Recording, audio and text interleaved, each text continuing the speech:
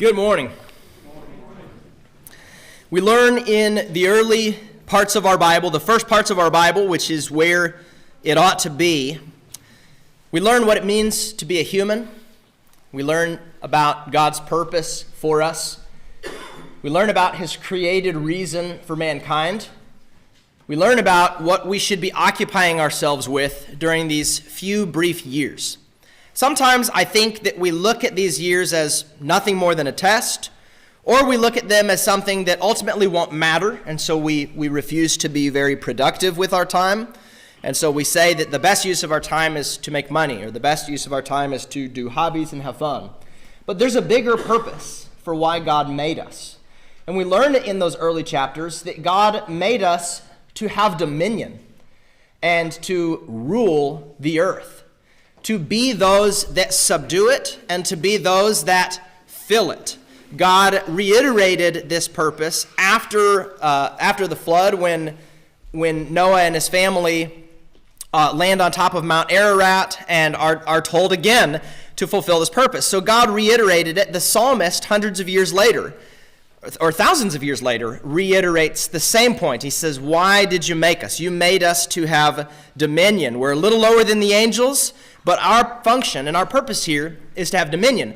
But it's not just to have dominion, as though, rule for the sake of rule is a good thing.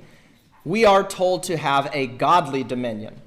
We are to fill the earth by God's means, and we are to subdue the world in godly ways. This is seen in that God made us in his image. We are in his likeness. We are to rule the earth and have dominion over it in the way that God himself would. Bearing the image of God is central to properly subduing and properly having dominion over the world.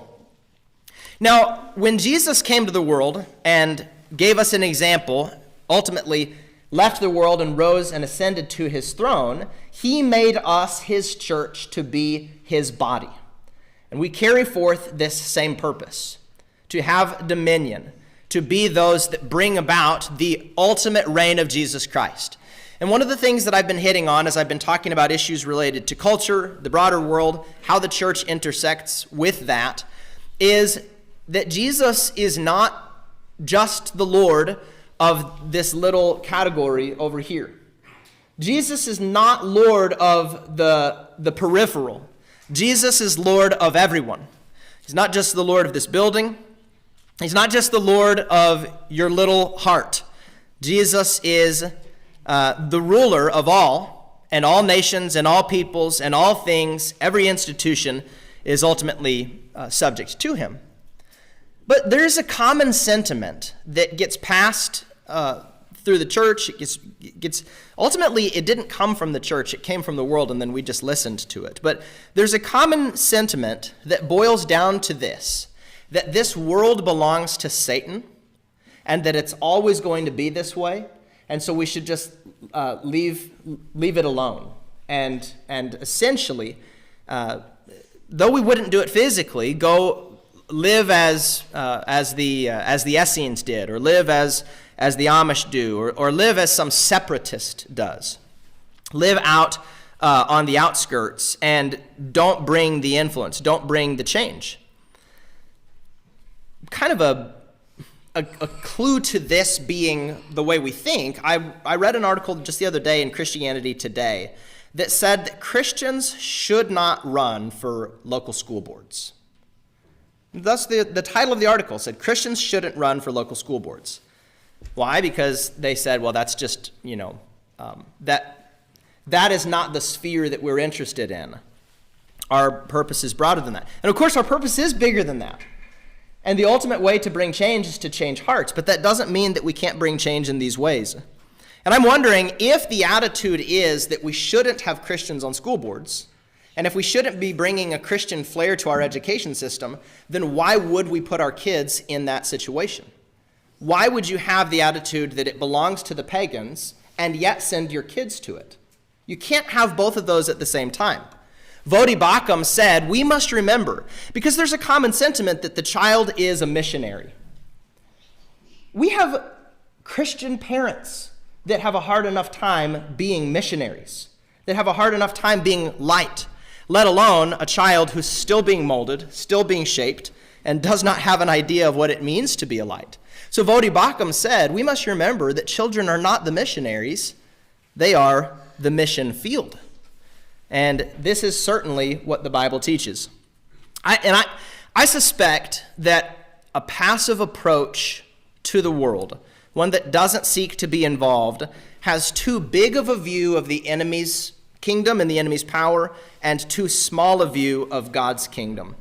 It's a view that believes that Satan ultimately wins the world, God will save only a few souls, and none of the things here and now really matter anyways. But I have a very hard time theologically and biblically making that jive with every prophetic utterance of the nature of the kingdom.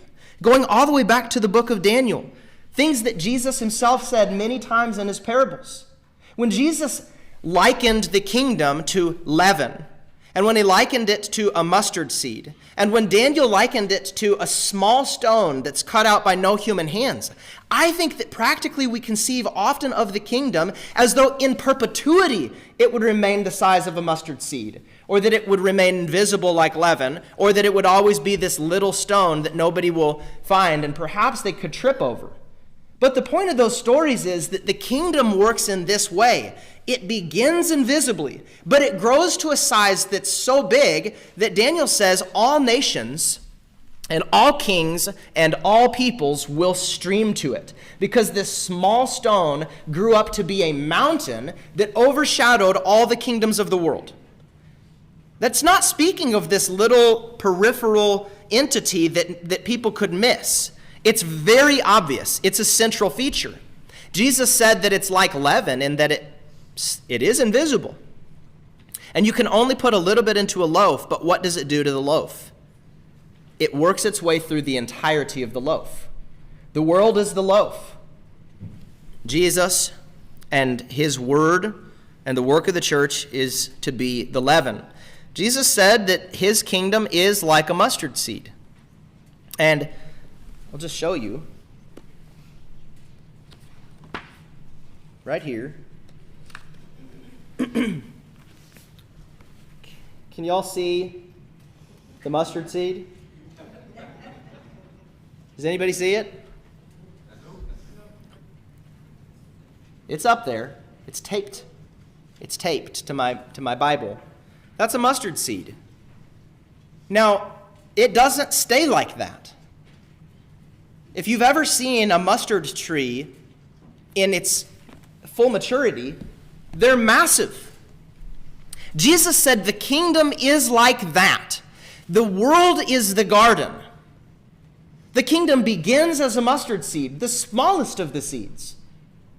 And yet it grows to be the central feature of the garden, such that birds of the air are actually nesting in it, and it is providing and casting shade throughout the garden. The biblical picture and every prophetic utterance concerning the kingdom, the Lord's kingdom, the reign of Jesus, is that it is going to be robust. It is going to be noticed. It is going to take over the world. And I think that we have had an unhealthy view of the magnitude of the enemy's kingdom. And I think that we've conceived of the Lord's kingdom in solitude and on the periphery, and only in one category, namely the religious.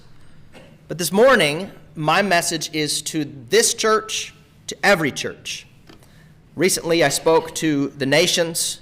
Today, I'm speaking to the churches about what we should be doing. This is big picture stuff. What should we be doing? What should be our direction when we look out and we see a hostile takeover of Christianity? When we see robust and powerful and wicked institutions that would like to take our children and that would like to catechize them into pagan ideas, what should we be doing? How must the church be behaving? And I'll say at the outset a positive word. The Lord Jesus wins. He does not lose. He does not lose this world. This is my Father's world. This is his world.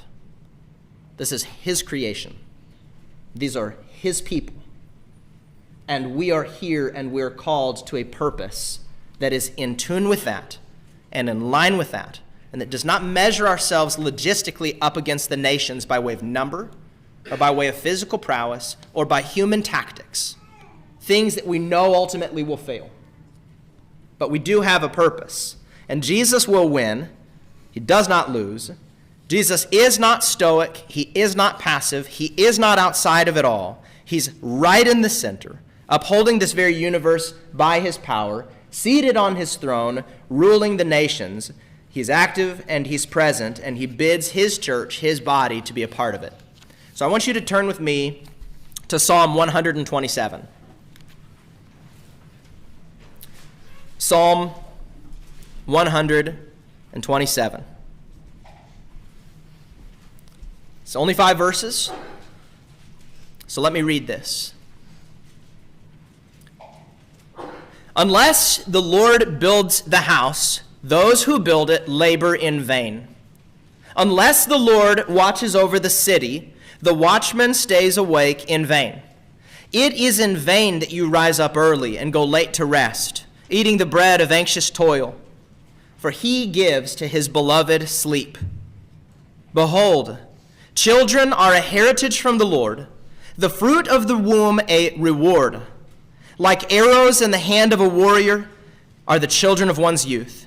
Blessed is the man who fills his quiver with them. He shall not be put to shame when he speaks with his enemies in the gate. Now, this text teaches us that God's people have enemies and that we need his help to defeat those enemies and to prosper. And in the first part of this sermon, I'm going to speak about what that means and what that entails. And then in the second part, I'll talk about how we are to deal with enemies according to the Bible. So the first point, which interestingly is a point that would seem to be a point of contention amongst people who read the Bible, which is surprising to me, that Christians do indeed have enemies. The people of God have enemies. And I think that there are many who are reticent to admit this biblical truth.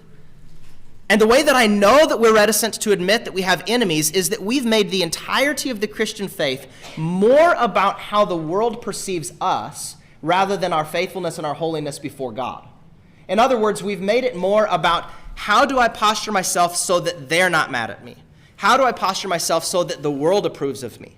How do I posture myself so that I'm not seen in a way that would be bigoted? We've made it more about that and less about being faithful to God. So if somebody is offended or if we're hated, the broader Christianity says it's because you did something wrong. It's because you're not doing it right.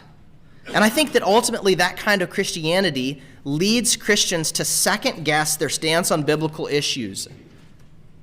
It makes Christians to feel insecure in their theology because the broader world disapproves of it. And it's less about there being, say there's an exegetical or a biblical foundation for it. And you can say, I know my thinking is in line with the Bible.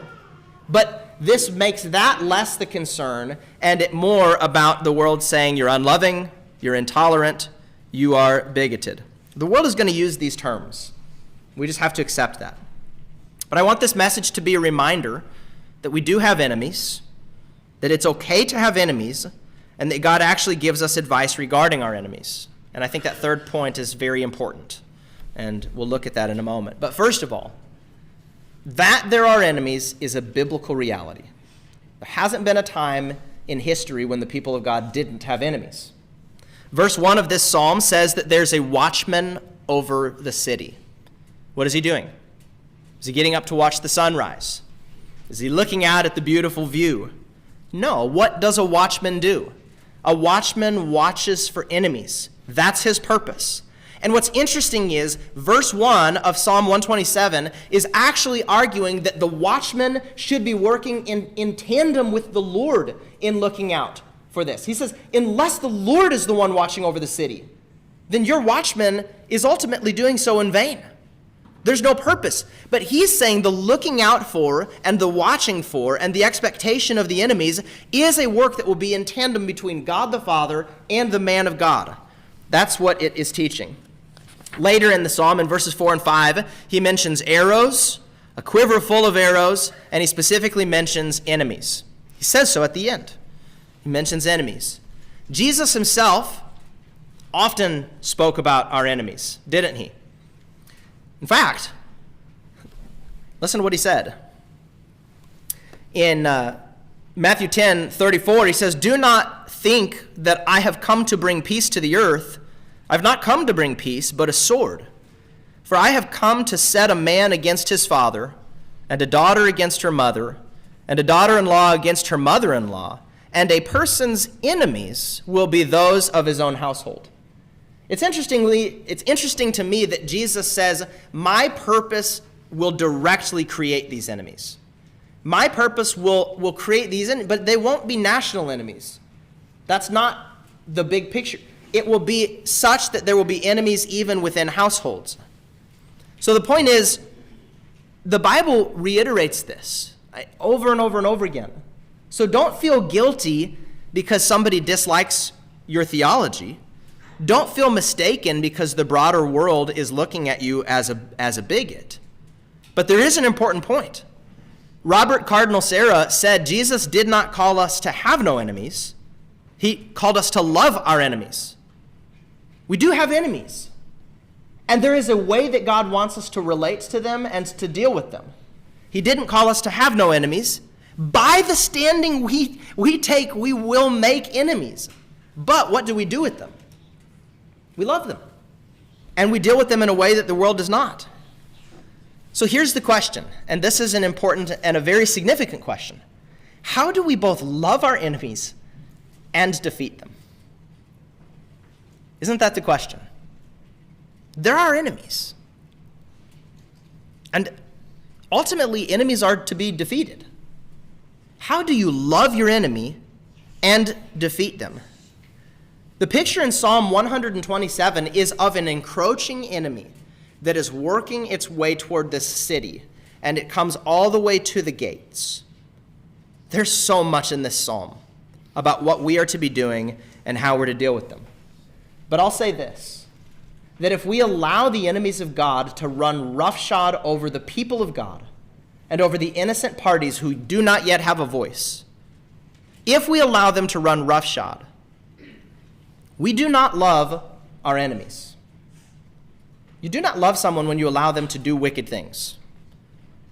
You do not love God if you allow the enemies to run roughshod over his people. And you do not love the people of God. Just think about somebody coming and breaking down your door. How do you show the greatest amount of love to your family, the greatest amount of love to that person? These are questions that need to be answered. But this morning I'm looking big picture. What do we do? What is the church to be doing? We must stop the enemies. But this is significant. God's tactics are foolish in the eyes of man. God's means to victory is foolish in the eyes of man. It's not carnal. We have enemies, but we don't deal with them the way the world deals with enemies. We have weapons, but they are not carnal weapons. They are not like the weapons of the world. We are to be using them, but we don't use them in the way that the world uses theirs. Paul says this in 2 Corinthians 10. He says, "For the weapons of our warfare are not of the flesh, but have divine power to destroy strongholds. We destroy arguments and every lofty opinion raised against the knowledge of God, and we take every thought captive to obey Christ." He speaks there of warfare, and he speaks there of enemies. There is a battle. We can't slumber during this. There is a battle. And if we put our heads in the sand concerning the battle, all that will mean for our progeny is that they will be ruled by the enemies. We can't do that. We don't love the future if we deal with it that way. But we do deal with it in a unique way. And so here I want to talk about what God is actually calling us to do. And I think this is unique. Psalm 127, I hope you're there. Look at verse 1. So we have the enemies. What do we do? How do we deal with them? Psalm 127, verse 1, it says, "Unless the Lord builds the house, those who build it labor in vain. Unless the Lord watches over the city, the watchman stays awake in vain." Now, notice the order there. If God is ultimately the God of a city, where does God begin his reign, according to this verse? If he's the God of a city, he starts by being the God of a house. And this is much like what Jesus said in Matthew chapter 5 when he said, "You're the light of the world." And then he said, "A city set on a hill cannot be hidden." And then he said, "Nobody takes a lamp in a house and puts it under a basket." In what way are we the light to the world? By being lamps in our houses and having enough Christians that are lamps in their houses that they become a community on a hill. And in that way, they shine the light out into the whole world. So there is an order here. And this psalmist is establishing the order that it begins in the home and it works out to the city. And the point here is that God is involved in so much more than just the busyness of our lives. What we're saying to God, parents, fathers, heads of households, leaders, what we're saying to God is, we want for you to build our homes.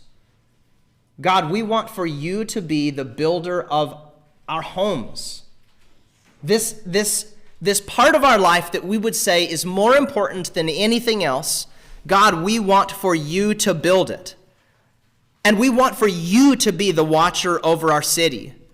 We want for you to have your hand of protection on our community. But it progresses from the home. God is not the God of a city when he's the God of no home in that city. God and his reign and his work begins in hearts and it begins in homes. So we have to ask, is God the builder of our homes? Is God the builder of your home? Is God building it? Or are you building with scrap materials that were passed down to you from a former generation? Are you building with counterfeit concrete that isn't concrete at all?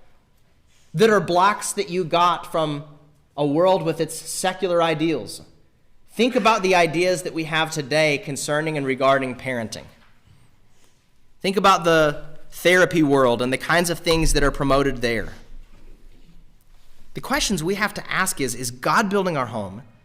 And how would you know if he was? We must build our homes as though the Lord himself is building them. This is labor. This is proactive, active, intentional, constant work. It's a thing you can't take a day off from. There is no retirement mentality when it comes to building our homes for the Lord. If God was in your home today, how would he teach your children? How would God instruct them? What level of involvement would God have with them? What influences would God allow, and what influences would he cut off? If you're a man, how would God instruct you in relation to your wife? If you're a wife, how would God instruct you in relation to your husband? If you're a parent, how would God instruct you in relation to your children? What things would God make the center of the home? What would its culture be? On what would its foundation be?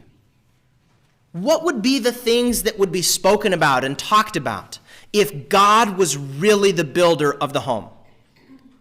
This subject demands a lot more attention than what I'm giving to it in this lesson. But those questions are intended to get us to at least think about this. Because the psalmist says God must be the builder of the home. And this begins with fathers. What this means is, fathers, we have to lead. And we have to worship. We must go before the throne of thrones and speak to the Father. When I was in Wyoming, I met this cowboy who runs 300 head of cattle on 26,000 acres in the Wyoming mountains. Awesome guy.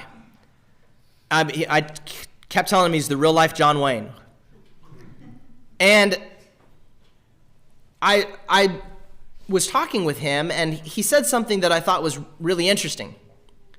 He said, in today's world, you've got men that are emotionally unstable, that are crying to their families and presenting themselves in a very weak way.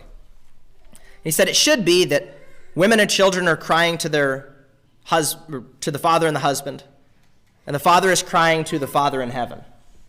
And that's the order that should be there. And I think that's right. We should be worshiping. We should be going before the throne. We should be petitioning God on behalf of our families. Our heart should be so wrapped up in the salvation of our spouse and the salvation of our kids that we would go before the throne of thrones and cry out to the Father on their behalf. We must reclaim the Old Testament idea of the patriarchal father who leads his family in a priestly way, where he understands that's my duty, that is my purpose, to cry to the throne of thrones on behalf of my family, because I love them and I want for their salvation. I don't just want for them to be happy. I want for them to have salvation. So my question is, when did you last pray for your wife's eternal soul? Husbands. When did you last go before God and say, God, on the day that you return, make my wife to stand before your throne, guiltless? When did you last go before the throne of thrones on behalf of your children? God, make my children blameless in your sight.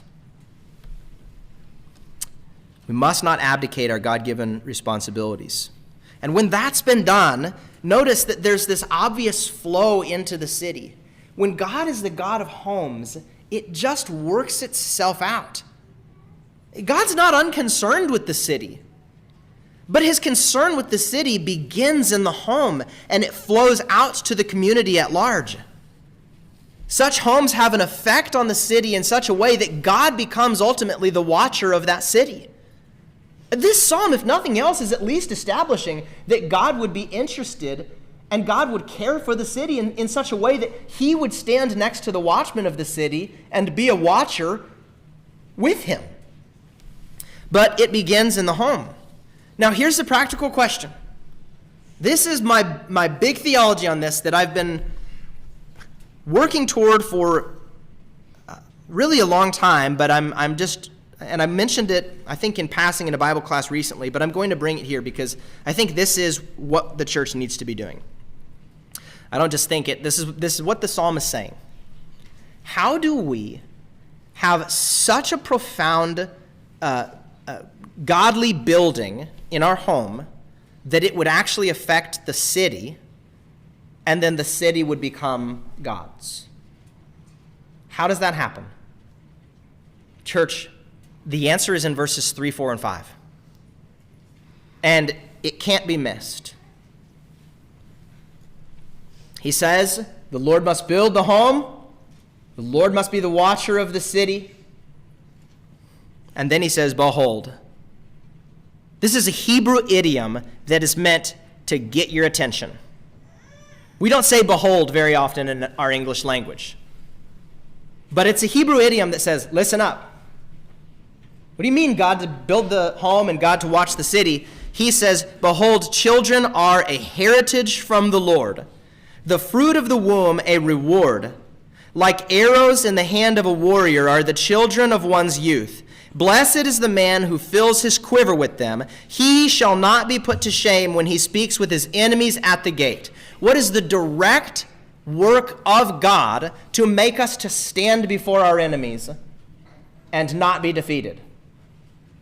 What does he say is the answer? How does he describe children? What word does he use? He says they're arrows. And how does he describe a family full of them? It's as a man whose quiver is full of them. Arrows, a quiver full of them, and then he goes on to say that person will not be ashamed by his enemies at the gates. In other words, the enemy is not getting past those gates. But what is the answer to it? What is the Christian's weapon in a secular age? Church, listen, hear this. This is the opposite of what's being preached. But what is the church's weapon in a secular age? It isn't a machine gun. It isn't a sword. It isn't a tank. What is the Christian's weapon? What does the psalmist say? Children. Homes that are full of them. Homes that are full of children, that God built the home. And then the children go out and they do the work of God. How does God keep the enemy outside the gate of a city? By having homes that are full of children, and those children were built by God. And so the answer to the secular world, church, is that Christians need to be having babies and making those babies into Christians. That's how we do it. And if you think back to what I mentioned at the beginning of the lesson, back to Genesis 1, back to Genesis 9, what did God say? How do we take dominion? We bear God's image and then we fill the earth. Go have children. This is a beautiful and this is a good thing. The church's response to a secular age is to have lots of babies and to make them Christians. Now, fortunately, right now, this is just math. The pagans are marrying the same sex, or they're not getting married at all, or they're getting married and they're adopting dogs, or they're waiting until they're 40 to have their first kid. So it should be pretty easy for Christians to outnumber that. So long as we go and do what God said we should do. But church, here's what we're up against. I hope this isn't taken trivially. This is what it means to be a human. We don't have babies because we want some little cute thing to look at and play with and to be our toy. They're God's means to fill the earth with his image and to bring his reign and to bring his dominion. But there was a study that came out recently by Pew Research. This is just maybe within the past week, past month. Pew Research interviewed tons of parents, and they asked them about where they would categorize or what they would value in their kids, for their kids. Now, listen to this. 88% of parents said that it's very important that their children are financially independent. Okay? 88% of them said that it's very important that they have a job that they enjoy doing. 88%. 20% of parents said that it's very important for their kids to have kids. Those numbers speak for themselves of how this society views kids. We must reclaim, we must redeem, we must bring back the beauty of children. They are a heritage from the Lord. They are a gift from the Lord. Godly households bringing godly children is how a godly influence will take over the world. These are our weapons. The tactics of God are not the same as the tactics of men. In the eyes of men, perhaps they're foolish. But this is what we must do. And so I'm not just speaking to this church. This message will go out. I'm speaking to the broader church. I'm speaking to young parents. Paul reiterates this in the book of Timothy. He says, I would encourage the young widows to have children and to manage their households. Why does he continue that? Because children are the means to change the world. And I'll challenge you, if you go around the country or if you go around the world and you meet Christians and you ask, if you were to ask every Christian, how did you become a Christian? What do you think the majority of the answers are? Do you think the majority are that they just stumbled on it? Is it that the majority were evangelized and had been in a lost state? What are the vast majority of Christians? Mom and dad were Christians. Grandma and grandpa were Christians. This is organic evangelism. Have babies and bring them up in the Lord. bring them up in the instruction of the Lord. So I want to conclude by looking at verse 5. He says, "Blessed is the man who fills his quiver with them. He shall not be put to shame when he speaks with his enemies in the gate." Now that last word, gate, that's a significant term. And I want to ask you, what do gates do? They keep things out. That's what gates do. A godly home built by the Lord and a godly community ought to have gates. And I don't mean physical gates. Perhaps in some war-torn place that would be advantageous, like it was here. But the idea here is that gates keep things out, and that means there are some things we cannot let in. There are things that we've let into our schools that should never have been let in. There are things we've let into our libraries as a nation that should never have been let in. Sometimes a rule that says you're not bringing that in, that's a good thing. These are gates. We need gates. Fathers, there should be gates to our homes. City fathers, there should be gates to our communities. There are some things that we should not let in. And the point is, we have to kill the serpents at the door. Guess who failed to do this? Adam let a serpent into the garden. He didn't stop it. And that serpent came and he took his wife and he took Adam and he took their relationship with God, and everything fell after that. We have to stop the serpents at the door. We must build beside God. We must watch with God. And this is going to take a lot of energy and a lot of focus. But I purposely skipped over verse 2. Let me read this. Verse 2, it says, "Of the person who's not building with God, it says, 'It is in vain that you rise up early and go late to rest, eating the bread of anxious toil, for he gives to his beloved sleep.'" I think it's ironic that in a psalm that's talking about having a bunch of children, he mentions the Lord's promise of rest. Miranda and I were talking just the other day about how we're just finally getting into a routine with Eden, and where, we've gone 3 nights where she hasn't woke us up in the middle of the night for a pacifier or something like that. But the Lord's promises there will be rest of a good sort, of a lasting sort. Church, we must redeem the beauty of having children. We must redeem the purpose of having children. It isn't just to have a buddy. It isn't just to carry on the family name. There are godly, foundational reasons. This is how we change the world. We bring them in, we make them into good people with the help of the Lord, and then we send them out, and they leaven, and they salt, and they give light, and they give fruit to a dying world. So I'll say it again to the broader church. Babies are good. They are a heritage from the Lord. Have as many as the Lord allows you to have, and then take the responsibility when you have them very seriously, that one day they're going to go off. Make them somebody that the world will find to be a blessing. Let's stand and sing.